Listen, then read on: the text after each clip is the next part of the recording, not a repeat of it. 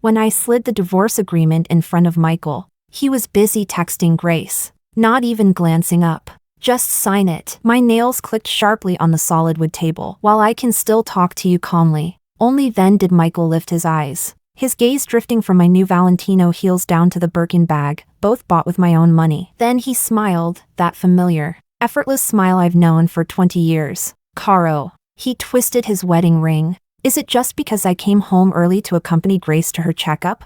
At the time, her hemoglobin was 6 grams. She urgently needed a blood transfusion. I cut him off, pulling the hospital report from my bag and slamming it on the table. Funny, the record I found shows 9 grams, just mild anemia. His expression finally shifted. I'm all too familiar with that micro-expression. The jaw tightens for half a second. It's how he reacts when caught red-handed. The last time was at our wedding, when Grace accidentally spilled red wine all over my wedding dress. You investigated her? Michael's voice turned cold. Investigated?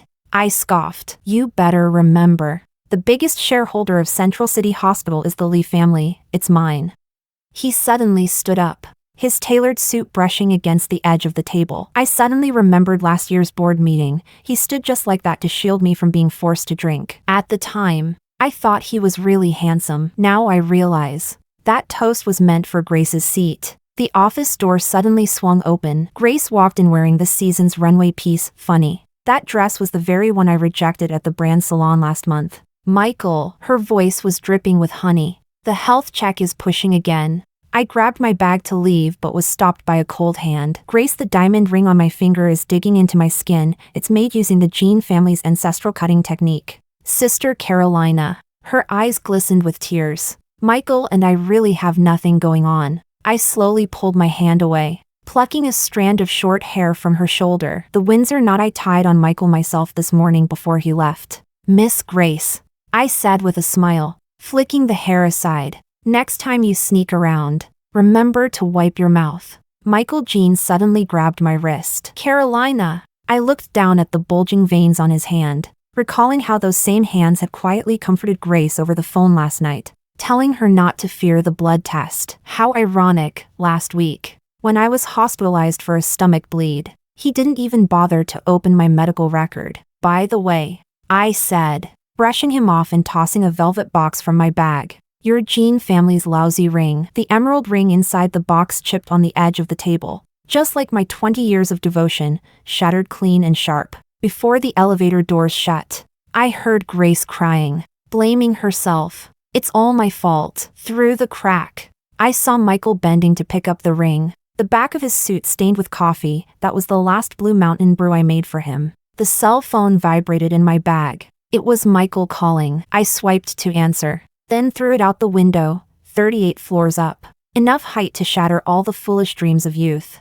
Stepping out of the building, the sunlight was just right. 20 years as childhood sweethearts. 5 years of marriage. I touched the mark on my ring finger and suddenly laughed out loud. Turns out, leaving him made even the air smell like Blue Mountain coffee. I shut down my computer as the city lights flickered on outside the window, rubbing the soreness at the back of my neck. Outside the floor-to-ceiling window, the neon lights of the CBD were already glowing, signaling the city's shift into nighttime mode. Unlocking my cell phone, Grace's WeChat post was the very first thing to appear. Glaring at me, anemia brought up for the nth time at physical checkup. The hand wearing the wedding ring in the photo was one I knew all too well. I had even trimmed those nails myself last week. I let out a soft laugh, my fingertip hovering on the screen for 2 seconds before decisively swiping away. The message from 7 hours ago lay quietly in the notification bar. Booked the Hondy Hotel tonight. Dinner with you. Ha. How amusing. After seeing his true love at the doctor's, he thinks of having dinner with me now? That French restaurant I loved used to be his usual place to sweet-talk me. I tapped Michael's profile picture and without hesitation hit add to blacklist. The phone's notification tone chimed sharply, a crisp ding, like a full stop at the end of this relationship. On the office desk, our wedding photo still stood in its frame. I turned it face down on the surface, grabbed my coat, and prepared to leave. The assistant knocked and came in. Boss, shall I order dinner for you? No need, I said, picking up my bag and heading for the elevator. She's going home to spend the evening with her parents. As I pushed open the front door, The crystal chandelier in the living room glittered harshly. Mother set down her teacup, her brows knitting. Why do you look so drained? Did you have a fight with Michael? Work's been hectic. I haven't had any rest. I kicked off my high heels, standing barefoot on the cold wooden floor. Father looked up from the financial magazine. Hire a few more assistants. Michael, he's sharp and efficient. You could learn a lot from him. I hesitated, lifting the teacup. Mom, Dad, Michael and I are separating. The sharp clink of teacup against tray echoed. Father snapped the magazine shut. He's been mistreating you? I'll call the Jean family right now. This isn't about right or wrong. I held Father's gaze. Business is business. The partnership between our families won't change. Mother squeezed my hand, as if wanting to say more but held back. Her palm was warm and dry, reminding me of when I skinned my knee as a child. She held my hand gently then too, whispering, "It doesn't hurt. Have you thought it through?" Father finally sighed. The cell phone vibrated just at the right moment. My best friend sent a location, Blue Sky Gala. The German investor you were looking for has arrived. I stood up, grabbed my bag, and looked back at the doorway with a smile. Don't worry. I know exactly what I'm doing. Mother slipped an almond biscuit into my hand. Don't overwork yourself. As the night breeze brushed my cheek, I took a bite of the almond biscuit. That sickly sweet taste melted on my tongue. Turns out, on days without Michael, even the evening breeze was free. Beneath the blue sky at the party, the crystal chandelier cast tiny sparkling lights. I just popped a fry into my mouth when familiar teasing laughter floated over from the booth next door. Michael, the young master, out having fun yet glued to his phone? A slick voice teased. Which beauty's got our top boss wrapped around her finger? Who else could it be? Michael replied with resigned affection. The little princess at home. That Miss Lee sure has a fiery temper. The other sneered. What's her problem this time? For the Italy trip. I came back early to accompany Grace to her checkup. Michael's glass lightly tapped the table. She was. Back then. That's it? The other drawled exaggeratedly. If you ask me, Grace is the better choice for a wife, gentle and understanding. I lifted the champagne glass and turned to leave, my high heels clicking sharply against the marble floor. Carolina. My best friend Rita hurried over. The German client is waiting for you in the VIP area. Under the blue sky, the crystal chandeliers at the cocktail party threw shimmering reflections onto the champagne glasses. I had just taken a sip when an exaggerated gasp came from behind me. Ah, sorry. Grace, the red wine in her hand, splashed right onto my Valentino evening gown. The deep crimson stain quickly spread across the silver gray silk. Panicked, she covered her mouth, tears instantly welling up. Rita stepped forward quickly. Miss Grace, we Carolina are meeting with the German investors right now. You know this gown.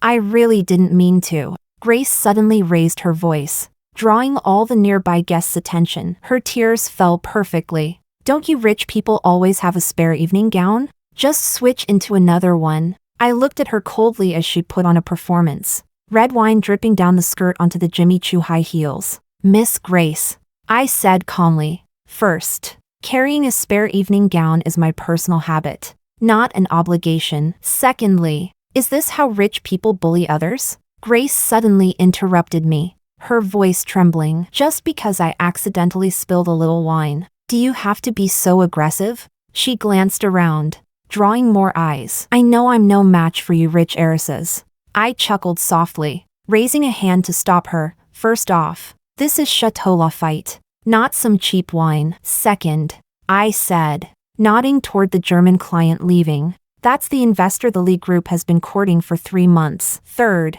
Carolina. Michael appeared behind Grace out of nowhere, his brow furrowed tight. Grace immediately clung to him like she'd found a lifeline, slipping behind him as she sobbed. Michael, I just wanted to say hello to Sister Carolina. I didn't expect your hand to cramp up all of a sudden? Rita sneered. What luck. Spilling it all over our Carolina. Huh? Michael's gaze lingered a moment on my ruined evening gown before he turned to me and said, Carolina, enough is enough. Grace has already apologized. I deliberately pulled a wet wipe from my handbag and dabbed at the wine stains on my fingers. Michael, may I ask in what capacity you're speaking? I looked up at him. Ex-husband? Or Miss Grace's spokesperson? A few muffled gasps rose from around us. Grace's face instantly went pale, and Michael's pupils contracted sharply. Waiter. I snapped my fingers. Please take me to the dressing room. Before I left, I glanced back at Grace with a faint smile. So, you said just now that we rich folks were bullying you? I calmly pulled out my cell phone. How about we let everyone watch the surveillance footage and see who was really bullying whom? Grace's face froze instantly. I turned away smoothly, leaving a wave of murmurs behind me. The red wine was still dripping, but I didn't hesitate for a second. I didn't mean it. Grace kept her head down, her voice barely above a whisper. We're all friends. It's nothing serious. Rita laughed outright. Nothing serious? Carolina Lee has been following these German investors for a solid 3 months. Lee's overseas MA deals alone are worth hundreds of billions. Tell me, is that really nothing serious? Michael suddenly grabbed my wrist. I noticed his brow knit slightly, a flicker of panic in his eyes. I have a personal connection with Klaus. I can help you reschedule. Young Master Michael's connection's worth that much? I snatched my hand away, sneering. Or why don't you just sign a 100 billion guarantee contract right here? He softened his tone and leaned in. The investor hasn't turned against us. We can set another date. His eyes flicked toward Grace. Don't drag innocent people into our quarrel. I almost laughed out loud. A billionaire investor is your family servant? Always at your beck and call? My gaze swept over Grace's red-rimmed eyes. Michael, with your knack for twisting the truth, it's a shame you're not a lawyer. Michael. Grace suddenly grabbed his sleeve, her voice trembling with tears. I owe Carolina 10 evening gowns. Her legs gave way, and she almost dropped to her knees. Or else I. Cut it out. I interrupted her act. This little retreat to advance tactic. Carolina. Michael's voice went ice cold. Grace's tears slipped down at just the right moment. Michael turned to the assistant and commanded, go to the car and get a spare evening gown. Then, softening his tone, he said to me, in a few days, I'll introduce some investors to you. Save them for your Miss Grace. I grabbed my bag and nodded to Rita. The Lees don't need handouts like this. Soft murmurs drifted from behind. Ha, what a temper. I didn't even glance back. My high heels clicked crisply with every step. The party lights cast my shadow long and sharp, red wine stains blooming dark across the hem of my dress. Sorry, Carolina. Rita scratched her head in frustration as soon as she got in the car. If I'd known we'd run into that cheating pair, I never would have let you come. I rolled down the window, letting the night breeze wash away the perfume from the party. I'm the one who should be saying thank you. The cell phone screen lit up with a reply from the German investors. Klaus wants to meet for a detailed discussion tomorrow at 10 in the morning. Rita spun around sharply. It's done? It's done. I shut off the screen. We didn't do anything wrong. So why should we pay for someone else's stupidity? As the car crossed the bridge over the river, I suddenly said, this morning, Michael and I talked about getting a divorce. Rita's fingers froze on the steering wheel. Carolina, she faltered. Honestly, no one in our circle would believe it. Believe what? I laughed softly. That Carolina would ever walk away from Michael? In the rearview mirror, my reflection blended with the neon lights outside. Suddenly, a memory from that winter when I was 15 flooded back. I was cornered by 3 thugs in an alley, and Michael swung a brick as he rushed forward. His forehead was cut open, bleeding, but he still smiled at me and said, then just marry me someday. That day, the snow was falling thick, and I helped him walk home. Blood dripped onto the snow like a string of rubies, and the palms we held were scorching. Later, he carried a scar on his temple, and I quietly drew 27 hearts in my diary. Everyone thinks I can't live without him. I traced the edge of my cell phone. Even I believed it all these years. Rita slammed on the brakes suddenly. On the crosswalk, a pair of middle schoolers ran past. Hand in hand, the girl's ponytail whipped behind her. The boy's backpack zipper wasn't done up. Look, I said, pointing at the 2 figures. Doesn't it remind you of the time he climbed over the wall to bring me breakfast? The streetlights flickered faintly, casting light on Rita's reddened eyes. I patted the back of her hand. Don't worry. Being inseparable was just a thing of our childhood. Open the cell phone album and delete every photo with Michael. I said, I'm going somewhere where he doesn't exist anymore. The sound of the delete key was soft like that snowy night in my youth when Michael whispered in my ear, my little princess. Never grow up. I once truly believed I could be Michael's little princess forever. Until half a year ago, His true love, Grace, came storming back from abroad. The first time I saw this first love was on Michael's birthday. I had booked the entire floor of the Hongdae Hotel restaurant, with roses scattered across the floor, and even the band was playing his favorite nocturnes. When the elevator doors opened, I was adjusting my pearl earrings in front of the mirror. In the reflection, Michael had a woman in a white dress in his arms. Michael, the woman lowered her head, her voice so soft it sent shivers down my spine. Don't you think Carolina might be upset? You brought me along on your date. It's nothing. Michael absent-mindedly smoothed her hair. She's not that petty. As I turned, the pearl earring swung against my face, stinging sharply. You knew people would be upset and still showed up? I ignored Michael and stared at Grace. Does Miss Grace enjoy meddling in other people's marriages that much? Grace recoiled like a frightened rabbit. I didn't. Michael frowned and called the waiter over. Send Miss Grace back first. Then he turned to me with a different expression. Is this really necessary? Her family's overseas. She just got back and doesn't know anyone here. What's there to be so upset about? Michael frowned at me, as if I were the one making a fuss over nothing. I don't like her. I stared at the elevator buttons as the numbers ticked down one by one. She's quite unfortunate. Michael's tone softened. Her whole family emigrated. She just came back and doesn't know anyone here. Grandma asked me to look after her, and said once she's settled, I can stop.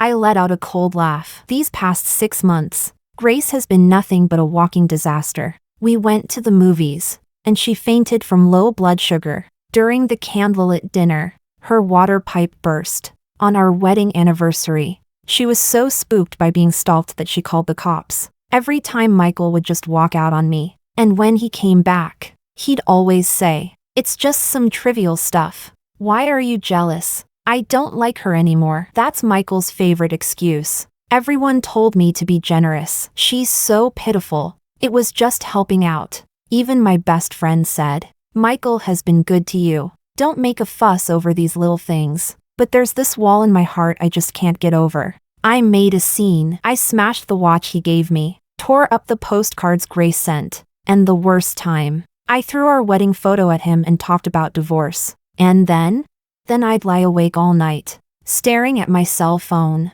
waiting for a message from him. In the end, I was always the first to give in, sending him a stomachache text, waiting for him to show up with porridge. I just couldn't let go. I couldn't let go of the boy who took a bullet for me at 15, nor Michael, who knelt in the snow to propose at 20. Until last month, I still foolishly believed we could get back to how things used to be. After yet another fight over that Grace, Michael surprisingly booked a trip to Italy for 2 by the Trevi Fountain in Rome. He kissed me and promised he'd make it up to me this time. I touched my still flat belly, thinking about telling him I was pregnant over dinner. Early the next morning, Grace's call came through. Michael, I feel so dizzy. The voice on the other end was weak, just enough to be convincing. I watched Michael's jaw tighten in an instant, and the pregnancy test slipped from my hand to the floor. It's just low blood sugar. Can't you call an ambulance? I heard my own voice trembling. He kept putting on his coat without missing a beat. She's alone back home. And what about me? I grabbed a pillow and threw it at him. Am I safe just because I'm alone in a foreign country? Michael walked away without even looking back. The moment the hotel room door shut behind me, I staggered out to follow, only to be yanked to the ground by a thug trying to snatch my bag in the hallway. A sharp pain in my lower belly curled me up into a ball as blood ran down my thigh. I kept thinking, when Michael comes back, I'll make him regret this. Amid the blaring ambulance siren, I gripped my cell phone and sent him 13 messages, from I'm hurt to when are you coming back. All met with silence. 3 days later, still in the hospital, I saw Grace's WeChat post, thanks to someone for staying up all night, taking care of me, heart, with a photo of Michael leaning on the hospital room sofa, peacefully asleep. I rubbed my empty belly and suddenly laughed. Divorce turned out to be a lot simpler than I'd imagined. When I left the hospital, I left my wedding ring on the bedside table. Sunlight streamed through the curtains, its glare sharp enough to sting my eyes, like my 20 years of devotion, finally singed away by reality to the last inch. 15 days after submitting the divorce agreement to the court, it coincided with the Jean family matriarch's 80th birthday. I picked out a Chanel haute couture suit and swapped my diamond earrings for simple pearls, polite enough to keep up appearances, yet firm enough to make my point. After all, the two families have been close for generations. Grandma Jean has always treated me like her own granddaughter, so I have to uphold that respect. At the entrance of the banquet hall, I linked arms with my father and came face to face with Michael and Grace walking gracefully toward us. Grace was wearing the very same evening gown I'd seen at last year's Paris Haute Couture Week, her fingers winding around Michael's arm like water snakes. Carolina. Michael's eyes landed on my empty ring finger. I nodded slightly and walked straight to the main table. From behind me came Grace's sweet-toothed voice, Mimi, do you think Grandma will like the jade bracelet I chose? When we took our seats, Michael brushed past my cousin and squeezed in to sit right beside me. The familiar scent of sandalwood mixed with whiskey drifted over as his warm hand covered the back of mine beneath the table. It's been half a month, he murmured, his thumb suggestively tracing the wedding ring mark on my finger. Why are you holding your ground so stubbornly this time? I pulled my hand away and took a sip of champagne. Michael, bad memory? We're already divorced. He chuckled softly, his chest vibrating as the chair quivered beneath him. All right then. How many days do you want this time? I ignored him and turned to discuss the newly opened gallery with my cousin. As the banquet reached its climax, Jin's mother once again brought up that eternal topic. You two aren't getting any younger, Jin's mother said pointedly, glancing at my belly. It's time to think about the next generation. Grace suddenly interrupted, her voice sweet enough to drip honey. Yeah, Mimi has such excellent genes. She lowered her head shyly. If it were me, I'd definitely have a bunch more. The whole table fell silent. I put down my chopsticks and wiped the corner of my mouth. Under the crystal chandelier, Jin's grandma's silver hair was combed with meticulous care. She suddenly turned to me and asked, Carolina, how have you been feeling lately? Has some clueless fool upset you? Grace's chopsticks slipped and clattered onto the bone china plate. She's sulking with me. Michael jumped in first, winking at Grandma. No idea when she'll forgive me. His hand restlessly reached under the table again. Grandma, please plead my case. I shifted my knees aside and focused on the dragonwell shrimp in my bowl. Michael Jin's hand hung awkwardly in midair. When to have kids? And how many? That's a big deal. Jin's grandfather suddenly cut in. You two really need to plan carefully. Grace quickly jumped in. Yeah. Like me, I'm an only child. It's so lonely. Her eyes gleamed as she looked at Michael. I want to have at least 2 kids someday. Siblings to look out for each other. Miss Grace. I put down my chopsticks and gently wiped the corner of my mouth with a napkin. The third dish to your right is braised soft-shell turtle. Great for nourishing the een and kidneys. I smiled as I served her a spoonful. Eat more. After all, it takes energy to daydream. You know, after the birthday banquet, Michael lounged in my way along the garden path. Moonlight cast his shadow long, cutting right across my feet. I've had my fill of anger. Take me off the blacklist. He shook his cell phone, the screen flashing on and off. I almost laughed out loud. Michael, the ink on the divorce agreement you signed isn't even dry yet. I walked around him. As a decent ex, don't you have a little common sense?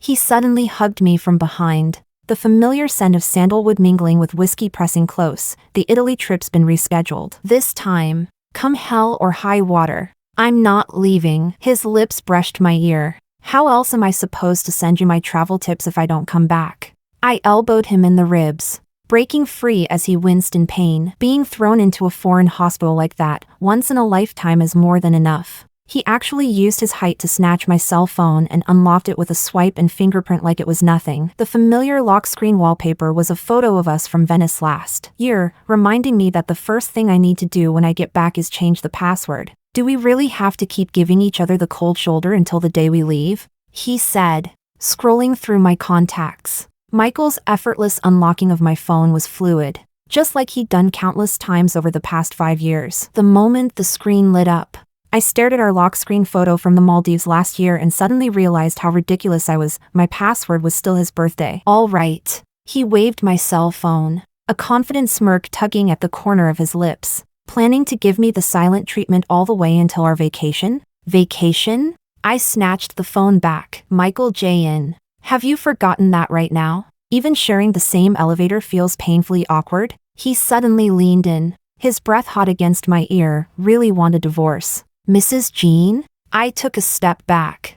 The moonlight crashed under my high heels. Do you think I'm joking? In such a rush to get divorced? Michael suddenly grabbed my wrist. A dark flicker in his eyes. Don't tell me there's another man? He sneered coldly. Don't even think about it, because in this life, you will never. Mimi! Grace's syrupy voice suddenly cut in. Can I come with you to Italy? I couldn't help but raise an eyebrow. I have to admit, Grace's relentless clinging is truly something to behold. Michael was clearly taken aback for a moment, then frowned. Sorry. This is a trip for my wife and me. I'll be very quiet. Grace rushed forward, her fingers clutching Michael's sleeve. I promise I won't bother you. I can stay in my own room. And I speak Italian fluently. I could even be your translator. I stared at her nonstop jabbering mouth and suddenly felt it was completely ridiculous. For the past 6 months, this woman has been like a stubborn piece of gum stuck on me, ruining every single moment Michael and I had alone.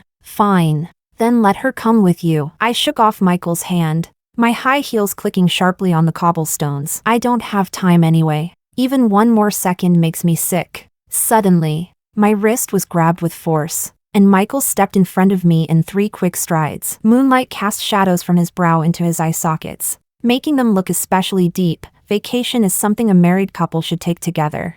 I crossed my arms, watching Grace a short distance away with an amused smile. She bit her lower lip, her eyes red-rimmed, like a forsaken little animal. Are you sure you're not taking her? I lifted my chin. You're on the verge of tears. Don't you have any heart? Michael didn't even glance back, his thumb stroking my wrist bone. Why would I bring her? She's not my wife. The night breeze carried Grace's stifled sobs. I suddenly remembered that rainy night in Rome 6 months ago. Pregnant. I lay in the emergency room, only to receive a text from Michael. Grace fainted. I'm heading back home first. Leaving you stranded overseas last time was my fault. Michael's voice softened unexpectedly as he traced the ring mark on my ring finger with his fingertip. Because Grace has no family back home. And you're so exceptional. So being exceptional means you deserve to be betrayed? I jerked my hand away sharply, the ring mark burning with pain. Michael suddenly pulled me into his arms, the scent of sandalwood flooding over me. It's settled then. I'll arrange a private jet for the occasion. He kissed the top of my head, his voice soft, like coaxing a sulky child. All right. No more fussing, okay? Grace's cries could no longer be held back. I looked past Michael's shoulder and saw her running off, holding up her skirt, the pearl earrings tracing a frantic arc in the moonlight. Michael's cell phone vibrated just then. He held me with one arm, pulled out his phone with the other. The screen lit up,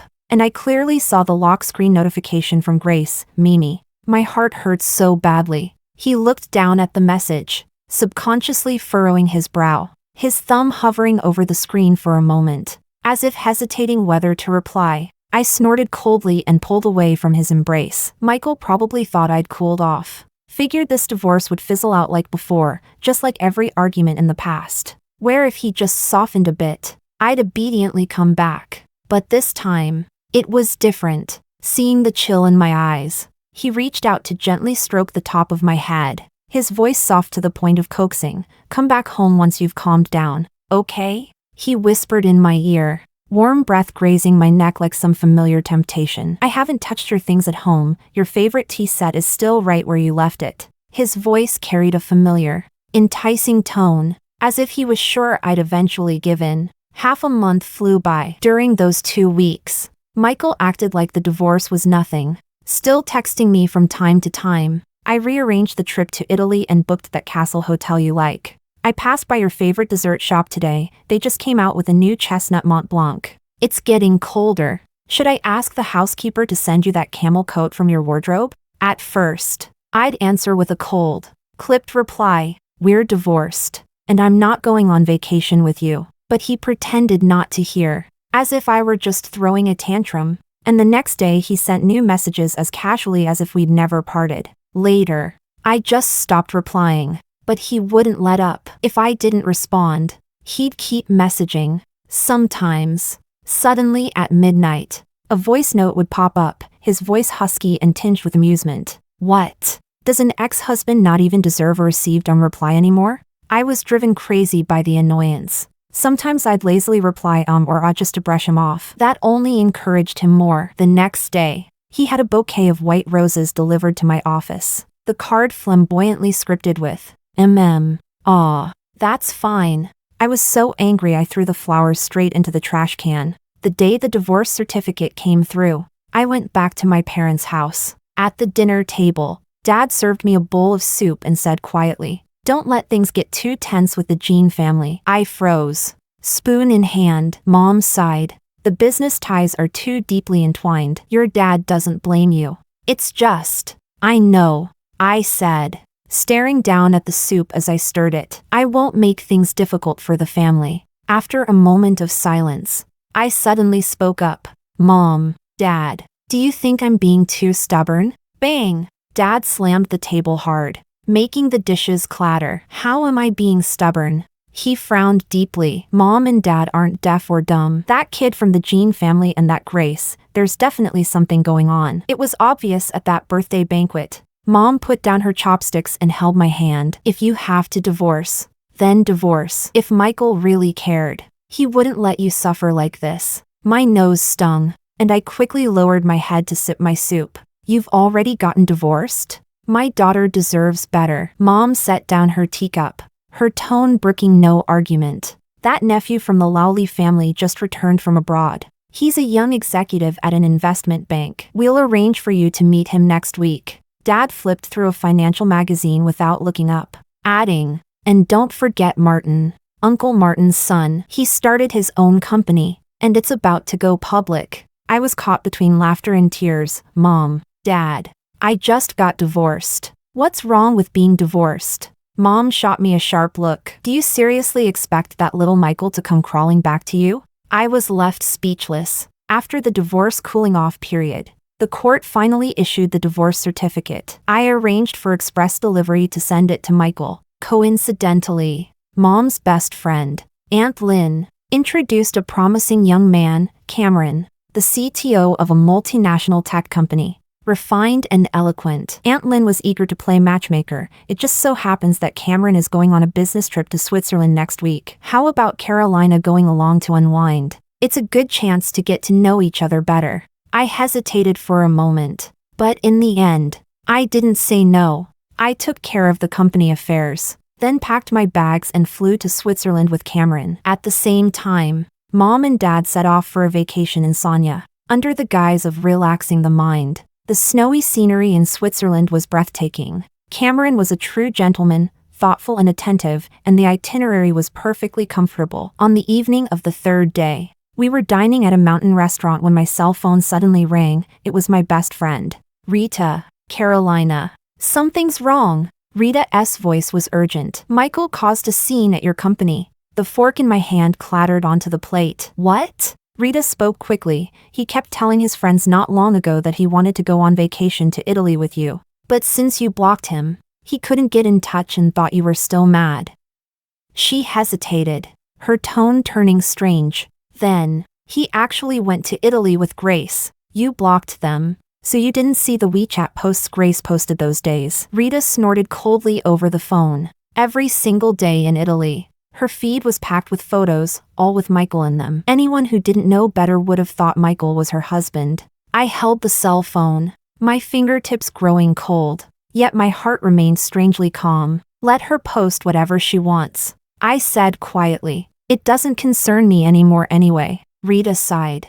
The real problem was, Michael only started to panic after he received the divorce certificate you sent. He thought I was just throwing a tantrum until that divorce certificate, clear as day in black and white, was laid out before him. That's when he realized I was serious this time. He came after me like a man possessed, but my parents kept tight lips, refusing to let him in even when he showed up in person. He ran to the coffee shop I always went to, the gym, even the yoga class I was enrolled in, but everyone just shook their heads, saying they didn't know where I'd gone, until one of his clients was on a business trip in Switzerland and happened to see you. Rita said with a subtle tone. "That client even thought Michael knew about your divorce and casually mentioned seeing you on vacation with another man in Switzerland.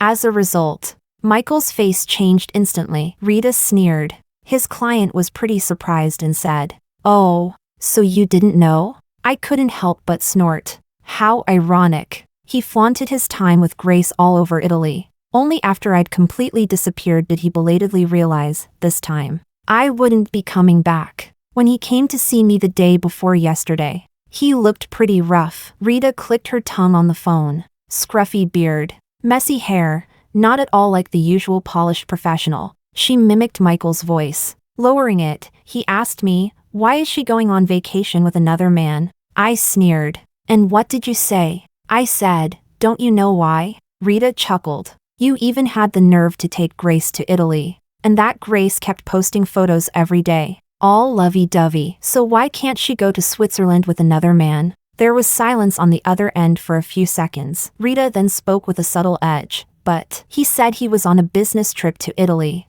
Not with Grace. She was the one who chased after him. She paused. I don't think he's lying. The fingers gripping my cell phone tightened slightly. So what? I asked calmly. How does that change anything? I think he might be coming back to you. Rita sighed. Not might, he's already here. Before I could react, there was a sudden burst of noise on the other end, followed by Rita's quiet voice, Carolina. What time is it over there now? Michael just asked me for your hotel address. I didn't say anything, but it seems he's already found out. My heart skipped a beat, and before I could answer, the doorbell rang suddenly. I nodded stiffly, walked to the door, and looked through the peephole. A familiar face came into view. Michael. He really looked awful. Dark circles under his eyes. Stubble on his chin that made him look both disheveled and defeated. But his eyes were fixed on the door, as if they could see right through it and into me. I took a deep breath and opened the door. He stared at me, his voice hoarse. Having fun? I looked at him without a trace of emotion. You came all this way just to ask that? His gaze shifted past my shoulder to Cameron, his eyes instantly growing cold. Who is he? Cameron handed me a cup of hot cocoa and asked softly, do you want me to stay? I shook my head, took the cup, warmth spreading through my palm. No need. I stared out at the snow-capped peaks of the Alps and said quietly, thank you, Mr. Cameron. I smiled. This is my ex-husband. If you need anything, just call me. I'm right next door. I turned and went to the kitchen, poured a cup of hot cocoa for Michael as well, then motioned for him to follow me out to the balcony. The night in Switzerland was quiet, the outline of the Alps in the distance rolling beneath the moonlight like a silent painting. He took the cup, his fingertips cool, but his eyes never left my face. I need an explanation, he said hoarsely. We're divorced, I said calmly. He stared at me dumbfounded, a flash of disbelief crossing his eyes. Just because I left you in Italy last time? I lowered my head and took a sip of cocoa, the cloyingly sweet aroma spreading over my tongue. Let's just say that, I said lightly. How can you be so heartless? He suddenly clenched the cup, knuckles white. To discard our years of marriage so easily? His voice grew tight. What exactly do you think I am to you? Your ex-husband. I looked up at him, a faint smile tugging at my lips. Since you're the ex-husband, what I do with other men is none of your business. He stood up abruptly, slamming the cup onto the table with a bang. Why? He stared at me fiercely. Have you fallen for someone else? That man from just now? I gave a light laugh. Michael, after spending so much time with Grace, have you started thinking everyone else is as filthy as you too? The night breeze swept past, and his expression slowly hardened. I stood up and looked him straight in the eyes. When you flaunted yourself around town with Grace, did you ever stop to think what that made me? And now, coming to accuse me, don't you think it's a little too late? I turned around, ready to go back inside. Suddenly, he grabbed me so hard I nearly stumbled. 20 years as childhood sweethearts, 5 years of marriage. His voice was rough and raw, eyes rimmed with red. And just because I left you behind in Italy once, you want a divorce? His fingers gripped my wrist tightly, as if afraid that the moment he let go, I would disappear completely. What exactly do I mean to you? He clenched his teeth, each word seeming forced out from deep within his chest. Am I really just some careless fool? Someone you call when it suits you, then toss aside? Do you even have a heart? Do you have any idea how much I was looking forward to this trip to Italy? His voice began to tremble. How much planning I put into this itinerary. His breathing was ragged.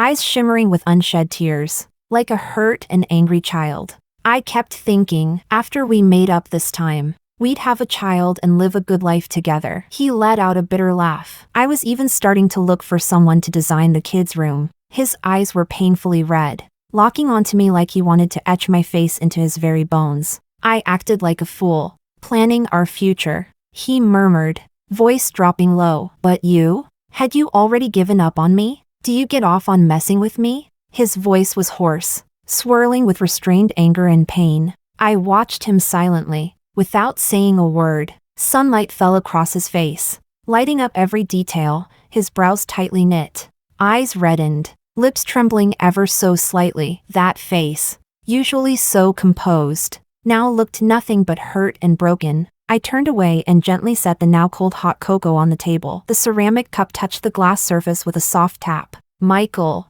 I said. Back turned to him, voice barely above a whisper. Do you know why? After you left me and went back to Italy last time, I stayed there all alone for another week. He froze.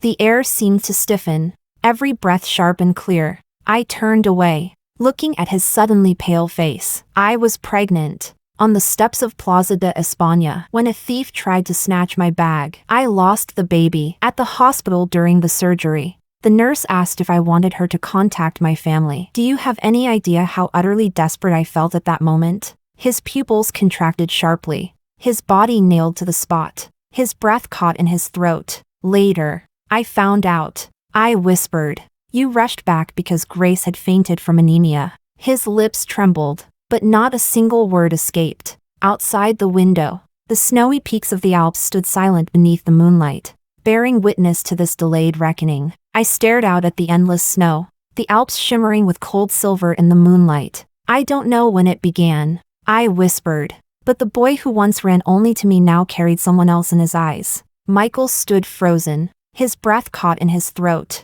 You left me alone in the cinema because Grace was sick, when both she and I needed you. You chose to be by her side. I smiled. Ming Ming, you used to get so nervous even when I caught a cold. His fingers dug deep into his palm, knuckles white, a hoarse sound escaping his throat. Michael. I cut him off, my voice unnervingly calm. The moment you walked away from me without looking back in Italy, I suddenly felt free. His pupils suddenly contracted, as if struck hard by something, and his whole body staggered. Michael stared at me, stunned, disbelief raging in his eyes. So, after you came back from Italy last time, you were already ready to divorce me? I nodded calmly. Yeah, you didn't even notice. I smiled softly. All my things have already been moved back to the Lee household. His face went blank all of a sudden, like he'd been struck hard. His breath caught for a moment. Impossible, he murmured. I'm sure your clothes are still in the wardrobe. Those are a few old clothes I left behind on purpose. I looked at him, my voice barely above a whisper. I just wanted to see how long it would take you to notice. His face grew paler by the second, as if something had finally clicked into place. That day, his voice was so hoarse it barely sounded like him. The day you came back from Italy, you were with your Weiwei at the hospital for a checkup. I'll speak for him, I said, a sardonic curve playing at my lips. Even though you know I've never liked her. Michael suddenly lunged forward and grabbed my wrist with a painfully hard grip. No, I never liked Grace. His voice was filled with desperate panic. Carolina. I was wrong. I truly didn't know anything like that would happen that day. I quietly met his reddened eyes. The gaze that once stirred my heart now shadowed with pain. Not every wound deserves forgiveness. I turned away, pushing open the balcony's glass door. Just like not every love is meant to last. Cameron stood in the living room, holding my coat, his gaze quietly fixed on me. I walked toward him, and behind me came Michael's voice, hoarse to the point of breaking. Carolina. I didn't look back. The night wind carried the chill from the snow-capped mountains, and between Michael and me, it was finally over, once and for all. Later, Rita told me that Michael had sat all night in the hotel lobby in Switzerland, only leaving at dawn. Meanwhile, Cameron and I followed our original plans, wandering through the small town beneath the snowy mountains, sipping hot chocolate in a warm cafe, watching the morning mist rise over the frozen lake. Life had finally returned to its proper course. Peaceful, free, with no more waiting, no more disappointment. Story 2.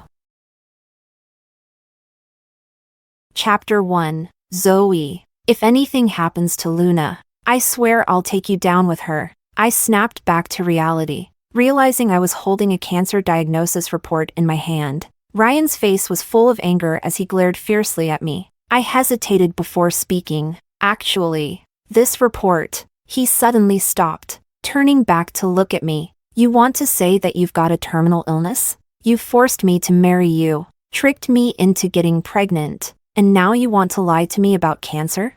I've never seen such a vicious woman like you. He spoke each word with emphasis, not even waiting for me to respond. He grabbed the diagnosis report from my hand and threw it at my face, cutting off what I truly wanted to say. At that moment, I understood he had been reborn too. In my previous life, when I received the cancer diagnosis, Ryan was extremely worried and took me to the hospital for a recheck right away. But on that very day, his first love was tragically killed on the dark streets at night. It turned out that the cancer was only a misdiagnosis, but Ryan came to resent me deeply, believing it was my fault she died. He didn't even let me finish my words back then. He slapped me to the ground, then dragged me by the hair to her grave, forcing me to kneel and apologize. Despite me carrying his child, he smashed my head against the gravestone repeatedly until blood was everywhere. If you hadn't faked cancer to hold me back, Luna wouldn't be dead. She was such a pure person, and she died in such a filthy place. Why wasn't it you who died? You owe her a life. His voice rang in my ears, my mouth filled with the taste of blood, and I almost passed out. After kneeling for hours, I suddenly felt warmth flowing underneath me. I panicked, grabbing Ryan's sleeve and pleading for help, but he slapped me across the face. Stop pretending. Do you think I'd still believe you? Don't think that just because you're pregnant with my child, you'll escape punishment. Zoe, I want you to spend your life paying for what you did to her, but I didn't have the rest of my life. I died that rainy night from blood loss, with my unborn child. Maybe that baby felt the unfairness of my death, and somehow I was given another chance. Now, as I watch Ryan turn away without hesitation, running back to his first love, I don't try to stop him. I throw the diagnosis report into the trash. I won't go for another checkup. I won't tell him the truth about the misdiagnosis. The real person with cancer isn't me. It's him. Chapter 2. That night, Ryan went to see Luna and never came back. I saw a lot of photos on Luna's social media moments. One was of a man bustling around the kitchen, making porridge for her. Another showed a bed covered in rose petals, along with several snapshots of their time together. Her caption read, "He's someone else's husband. So what? He's still washing my underwear." I stared at the pictures for a long time, feeling nothing. I even gave her a post. Ryan, on the other hand, messaged me when he saw it. He said that Luna wasn't feeling well and he was just staying to take care of her. And he warned me not to try anything funny. This marriage was founded on deceit from the very beginning. All of this is your own doing. I didn't respond. He didn't know that while he was away these past few days, I had already contacted a lawyer to prepare for divorce. This misguided relationship needed to come to an end. Heaven had granted me a chance to start over, and there was no way I was going to waste it on a terminally ill man. Once everything was ready, I finally contacted the hospital, not for a recheck, but to arrange an abortion. I no longer felt any attachment. It was the doctor who seemed surprised. "Are you sure you don't want to discuss this with the child's father? You fought so hard to keep this baby, and now you don't want it anymore?" I shook my head. It wasn't that I didn't want the baby. I knew it didn't want to come. When I was in poor health, I went through hell just to keep this pregnancy. Throughout the pregnancy, I was always careful, choosing the best food and products to help my condition. Sometimes, when I found something really nutritious, I would recommend it to Ryan. He always refused and would often joke, "Why is your pregnancy so complicated when others have it so easy? Maybe it's just because your body is weak. Going through all this trouble to have this baby. You must be planning to use the child to tie me down for life." At that time, I thought Ryan simply wasn't good at taking care of others. Until now, seeing him cook porridge for Luna, never leaving her side, I finally understood, it's not about ability. It's about willingness. This child had been reminding me to free myself, but I refused to see it and stubbornly tried to hold on. Now, it's all over, but my pregnancy was too far along, and I needed the father's signature for the induced labor. I made a few calls, but each time, the line was busy. Finally, in the evening, he picked up. There was nothing else I could do, so I was admitted to the hospital to wait. On my way to the ward, I spotted two familiar figures. Luna seemed to have twisted her ankle, and Ryan was holding her tightly, looking worried. "Luna, don't be afraid. I'm here," he said softly, but when he looked up and saw me, all his tenderness turned into disgust. "What are you doing here?" Chapter 3. They leaned on each other, and I, the wife, seemed more like the intruder in this couple's love story. Faced with Ryan's questioning eyes, I simply gave a cold smile. I have always known about Ryan's deep affection for Luna. They were originally a perfect match, equal in family status, until Luna's family fell into misfortune. Ryan's family did not want a daughter-in-law from a declining household, so they chose me instead. That night, my adoptive mother sent me to Ryan with a bowl of drugged soup. Because of that, Ryan hated me deeply and treated me with cold disdain even after our marriage. He tried everything to get rid of me, but after half a month, Ryan's resistance came to a halt. It was because Luna had started a new relationship and flew far away overseas with her lover. That night, Ryan got drunk and finally closed the distance between us that had always felt like two strangers sharing a bed.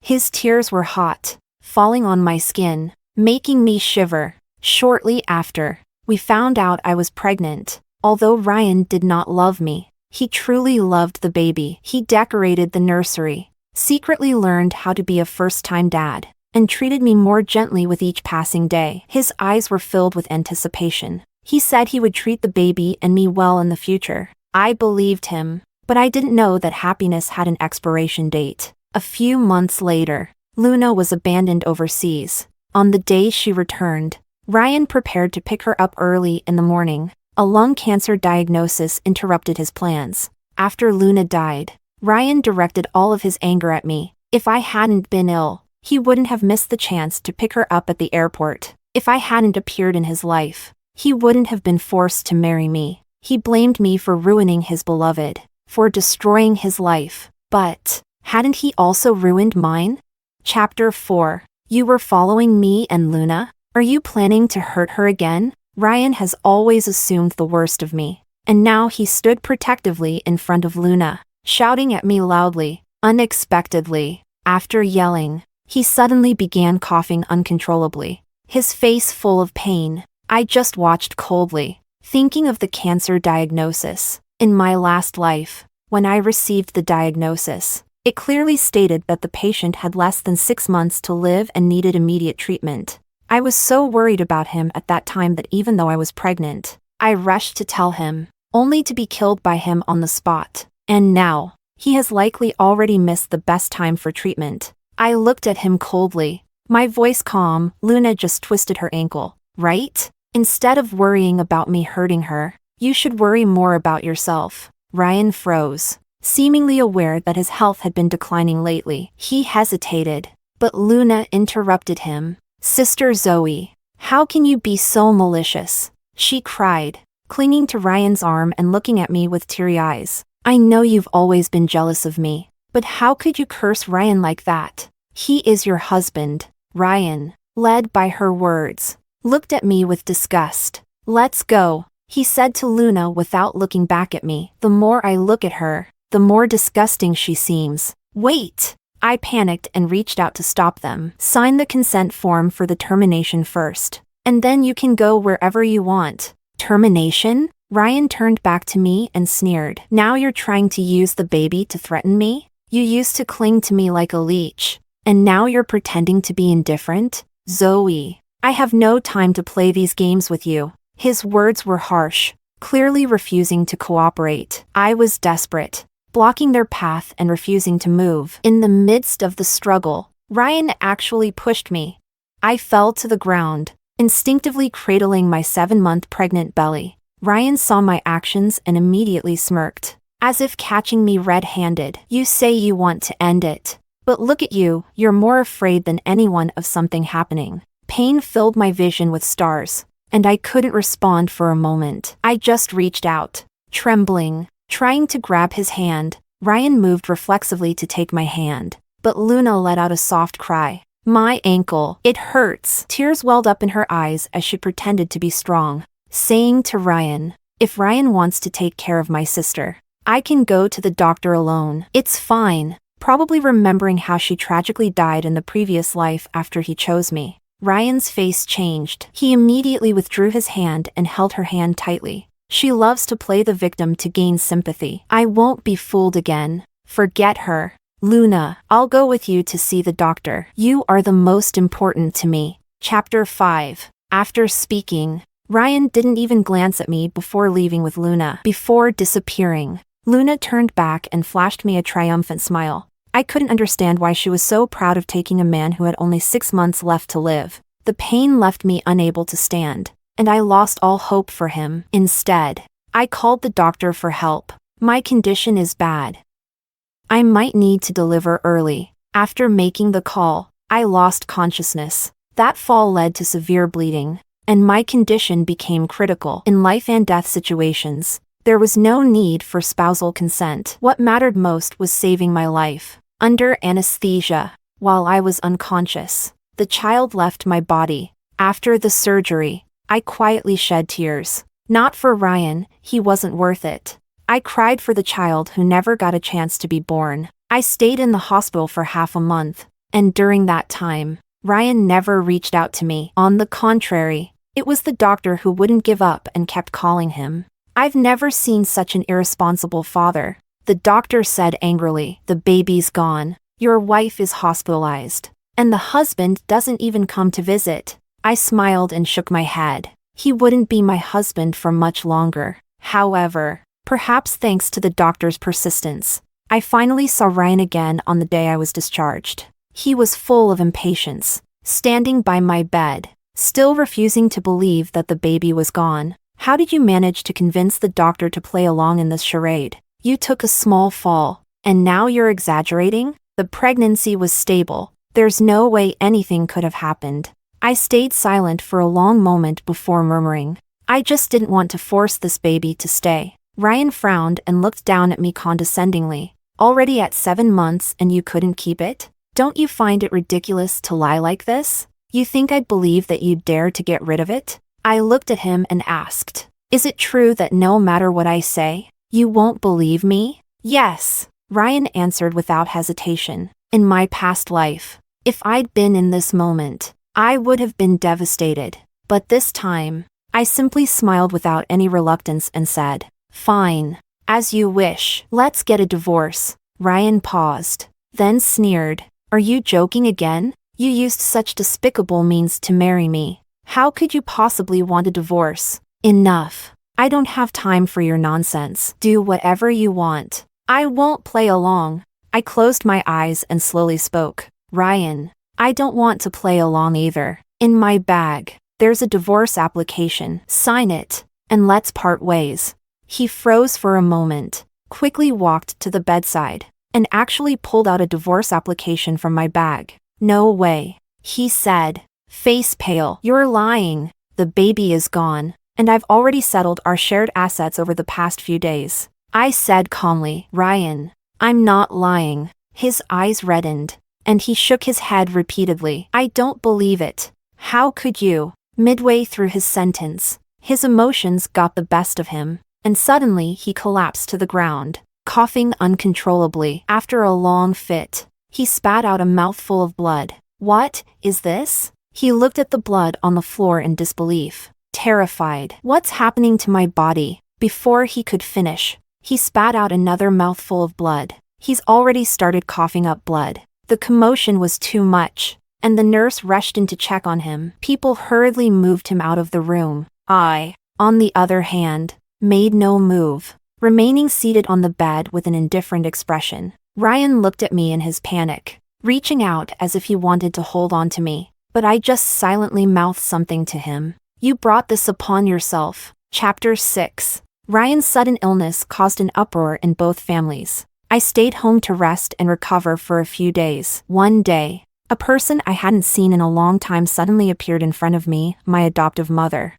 Sandra. The last time we met was at my wedding. Over a year had passed. Yet Sandra still looked composed and aloof. She sat down in the living room with a stern face and immediately began questioning me. What's going on between you and Ryan? There's a woman named Luna who's been at the hospital taking care of him every day. What's the point of raising you if you're useless? I said nothing. Since I was a child, I knew Sandra didn't like me. She couldn't have children of her own, so she decided to adopt one. My adoptive father saw me at the orphanage and took a liking to me immediately. Sandra always thought I must have used some trick to make my adoptive father favor me. From the day she brought me home, I lost the right to speak for myself. She took away everything from me, never allowing me to do anything against her will. Although I studied the field I loved, I was not allowed to pursue the career I wanted. She only wanted me to be a dutiful wife and mother, one who could secure unbreakable business ties for her. Sandra, seeing my silence, began to berate my actions over the past few days. I gave you a respectable life, arranged a suitable marriage for you, and how do you repay me? Why did you decide on your own to terminate the pregnancy? And what's this about Ryan's illness? I took a deep breath. Did you only come back because he's sick? Sandra frowned, a husband coughing up blood. And you're so indifferent? Indeed, you're nothing but an ungrateful wretch. Suddenly, I felt like laughing. In my previous life, when I was diagnosed with lung cancer, my adoptive father was worried and wanted to return home, but Sandra grabbed the phone and told me not to disturb their trip. I used to think she simply disliked me, but now I realized it wasn't just dislike. She hated me to the core. In my past life, I was cautious and careful, hoping that one day she would accept me and I would receive the familial love I yearned for. Perhaps it was my time at the orphanage that made me long for a home so much.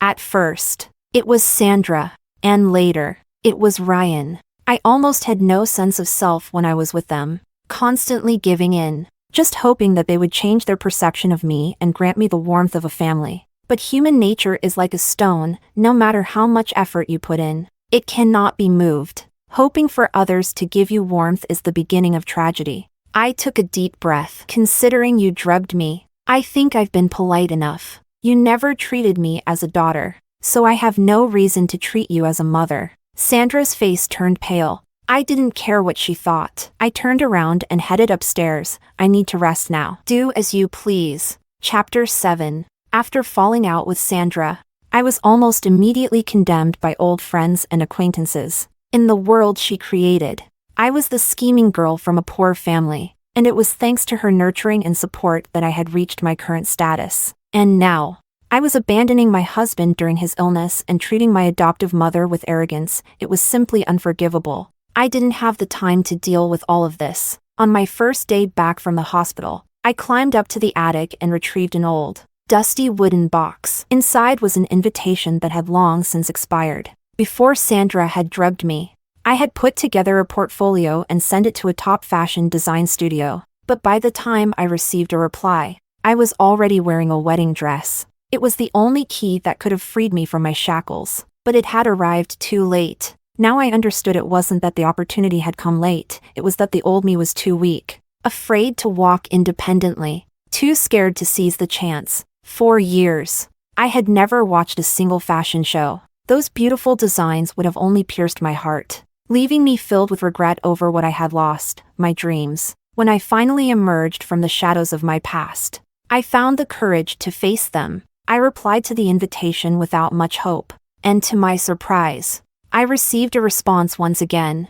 Since too much time had passed, they wanted me to provide recent designs so they could reassess whether I qualified to join. Their open attitude filled me with joy. If you bravely take that step, opportunities will present themselves. I turned off my phone and threw myself entirely into my designs. Several days later, after I completed my sketches and sent my latest designs, I noticed my phone was flooded with various messages. Among them was one from Ryan's attending physician, urging me to come to the hospital as soon as possible. I already had a feeling about what he wanted to tell me. Stage 4 lung cancer, naturally. The doctor needed to discuss the next steps with the family. Ryan and I still had things left unsaid. After some thought, I decided to go, if only to finally bring an end to everything. Chapter 8. After a few days apart, Ryan's condition had visibly worsened. Luna was awkwardly feeding Ryan some porridge, and the scalding hot liquid spilled on his collar. He was about to lose his temper when he noticed me, immediately changing to a gentle demeanor. Luna, you've never taken care of anyone before. It's already very tough on you to be doing this much for me. Tears filled Luna's eyes as she gazed at the pale, weak man. I'm sorry, Ryan. I wish I could be the one sick instead, and that the person who made you cough blood would suffer endlessly. The two of them were clearly putting on a show, and I was their target. When Luna turned around and saw me, her expression immediately became stubborn and resentful. Zoe, if you have any grievances, you can come at me. Why did you have to harm Ryan? You're pregnant. How could you do something so cruel and despicable? Suddenly, she paused. She noticed that my stomach had become flat. Luna looked somewhat puzzled. Did you really get rid of the baby? I didn't want to argue with her. It's none of your business. Luna quickly found a reason to justify things to herself. I knew it. You were always using that child to threaten Ryan, but he'd rather have you get rid of it than give in. I really hope you won't do anything extreme anymore.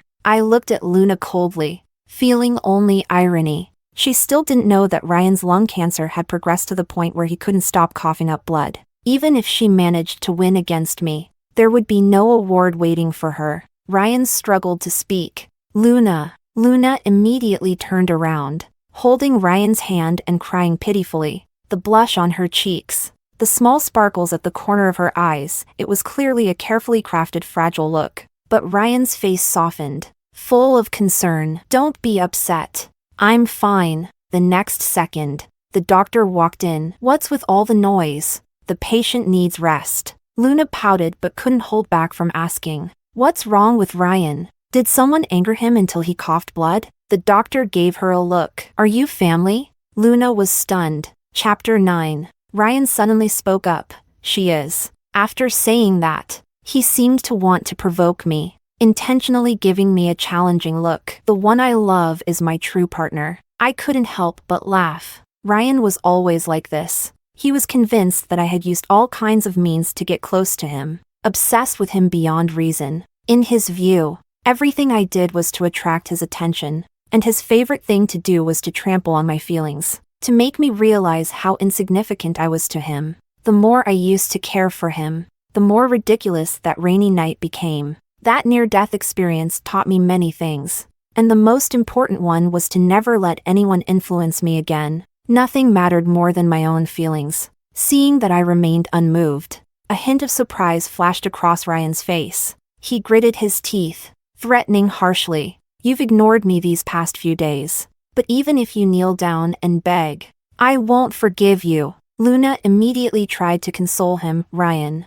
you shouldn't treat Zoe like that. She just cares about you too much. That's all. Ryan, hearing Luna's words, became even more arrogant. Zoe, you actually dared to abort our child and ignored me for days. It seems you don't want to be Mrs. Ryan anymore. I no longer wanted to see his foolish face, so I asked the doctor directly, Doctor, what exactly is the cause of Mr. Ryan's coughing up blood? The doctor hesitated slightly. I was planning to discuss this with you privately first. I couldn't wait to see Ryan's reaction. No need. You can tell, based on his attitude, that he won't listen to anything I say. Please, just tell us directly. The doctor spoke with a heavy heart. Mr. Ryan, you are in the final stages of lung cancer. Chapter 10. Those 4 words made Ryan freeze. Then, the doctor revealed that Ryan had missed the final treatment window, and now only had 3 months left to live. Luna was also stunned. No way. Doctor, Ryan is so young. Ryan, too, snapped out of his confusion. You must be lying to me. Zoe is the one who is sick. No, Zoe must have tricked me on purpose. The doctor looked hesitant but still spoke the harsh truth. If the sample hadn't been mixed up during the physical examination, Ryan could have had a chance to catch it earlier. No, how could it be me? Ryan shook his head in disbelief, unable to accept the diagnosis in front of him. Suddenly, he looked up at me. No.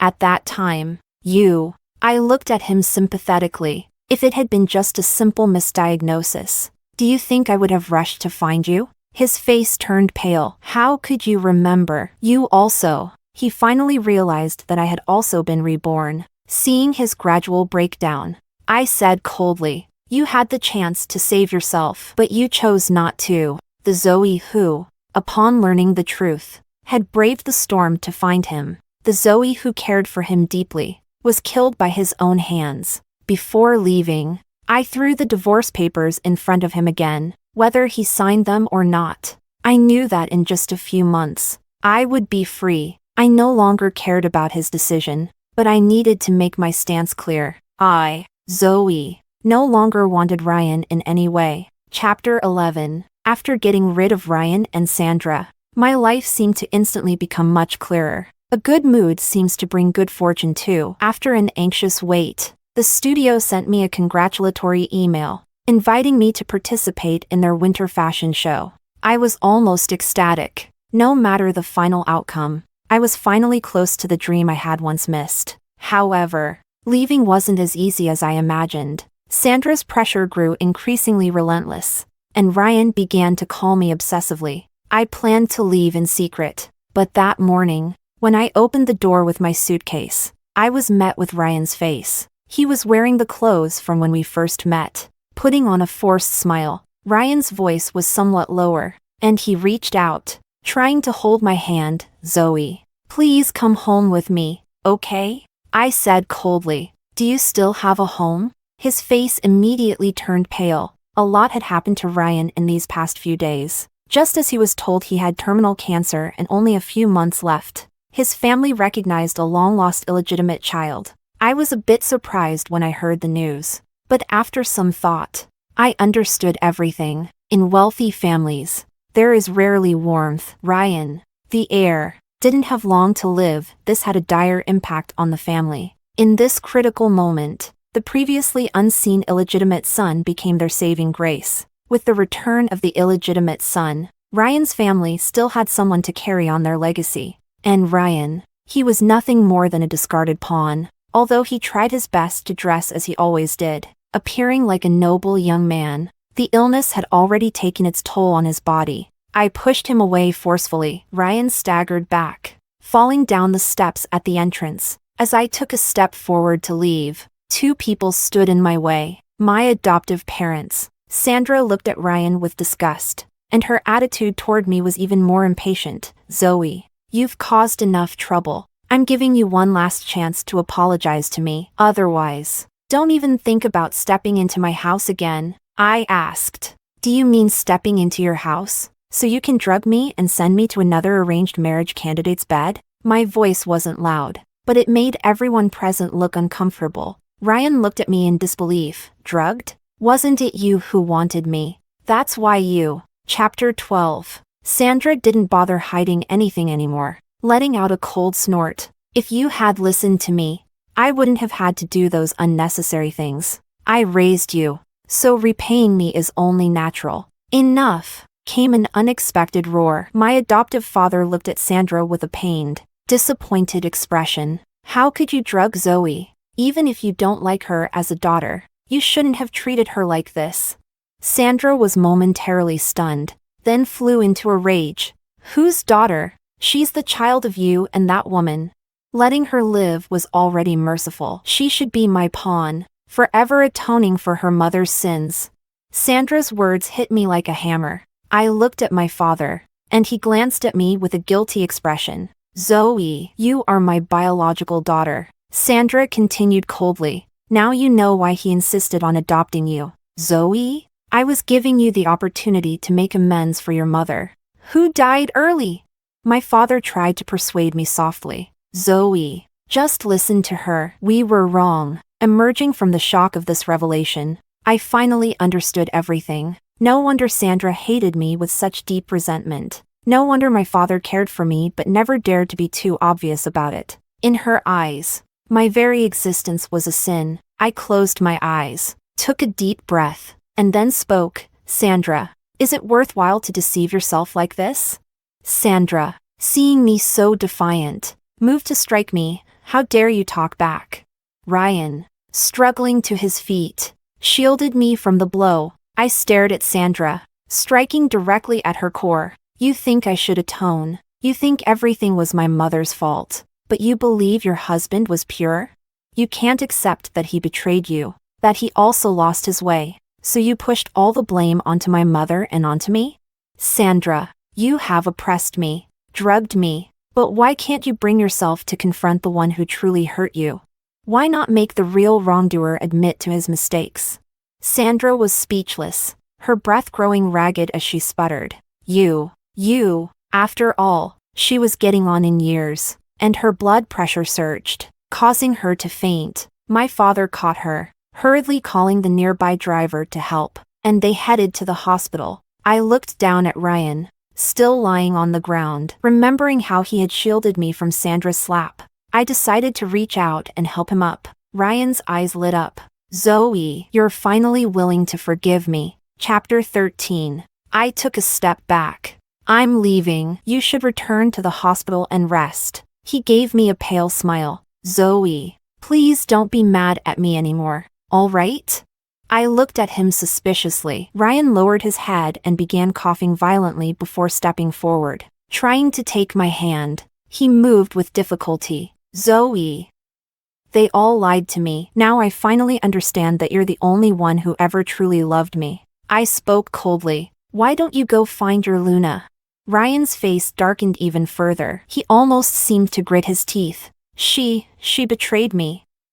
But she got what she deserved. It turned out that Luna had been very busy these past few days. After she learned about Ryan's illness, she comforted him until he fell asleep. Then, she turned around and ran off with his credit card and watch. When Ryan woke up and tried to find her, he realized he had been blocked again. Luna was even more heartless than me. If I'd known you were just a dying man, I wouldn't have wasted my time. Ryan saw her true colors for the first time. He dragged his ailing body to look for Luna, wanting to ask if she had been forced into this. Instead, he saw her happily getting into another man's car. The next day, the same news came as it did in the previous life. His first love died tragically on a dark street. Only now did Ryan realize Luna hadn't simply been caught in an accident. She had gotten involved with the wrong people. Though he had briefly prevented her death in this life, he couldn't stop her from walking the same path as before. Ryan lost his family, and he lost his love. At his lowest moment, he finally thought of me,